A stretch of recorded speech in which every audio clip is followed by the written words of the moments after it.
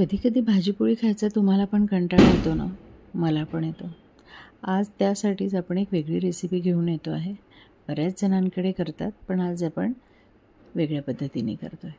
भरलेली मिरची आहे. मिरची जरा कमी तिखट आहे, त्यामुळे कट करून घेतली आहे आणि त्यातलं मगज काढून घेतलेलं आहे.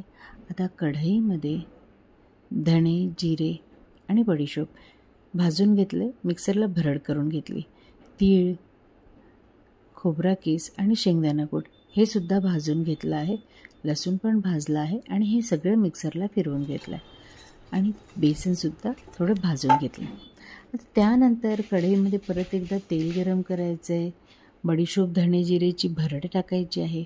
हळद, धणे पावडर, लाल मिरची पावडर, मीठ आणि बेसन आणि जे आपण कूट तयार केला होता तो सगळा त्यामध्ये घातला.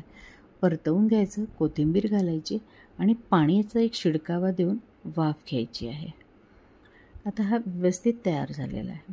हे स्टफिंग आपल्याला मिरच्यांमध्ये भरायचं आहे आणि त्यानंतर कढईमध्ये थोडंसं तेल तापवून हिंग टाकायचं आणि सगळ्या मिरच्या त्यामध्ये भाजायला ठेवायच्या. सोबत एक छोट्या वाटीमध्ये पाणी पण ठेवायचं आहे, जेणेकरून त्याच्या वाफेमध्ये ह्या सगळ्या मिरच्या शिजतील. तर मैत्रिणींनो, ही आईच्या हातची चव असणारी रेसिपी तुम्हाला कशी वाटली नक्कीच सांगा. बनवून बघा. रेसिपीला लाईक करा, कमेंट करा, चॅनलला सबस्क्राईब करा. Thanks for watching easy cooking.